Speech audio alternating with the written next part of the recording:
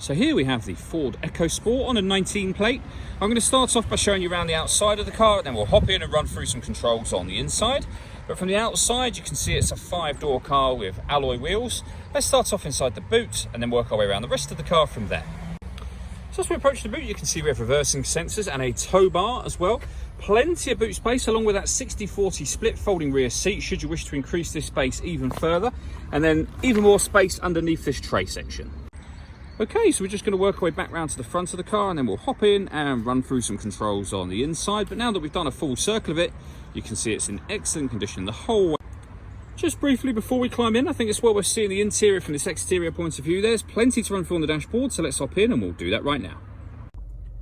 Okay, now that we're inside the car, we're going to start with the dials. On the left-hand side, we have the rev counter, and on the right-hand side, the speedometer. At the bottom in the middle, we have the fuel gauge and coolant temperature gauges, and above that, a digital readout for the speedometer currently. You can change that for various other pieces of information, and you can see me cycling through those. And that is done using buttons on the steering wheel, just here. Beneath that, we have cruise control and speed limiter, and then over on the right-hand side of the steering wheel, we have stereo and phone controls, including voice activation for the phone just there. Finally, we can see the total miles for this car, which is 6,126.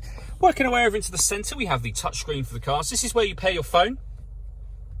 Search for your vehicle on your device and select it once it is found. And then just follow the instructions on screen from there. You will have noticed, I'm sure, this car has got satellite navigation.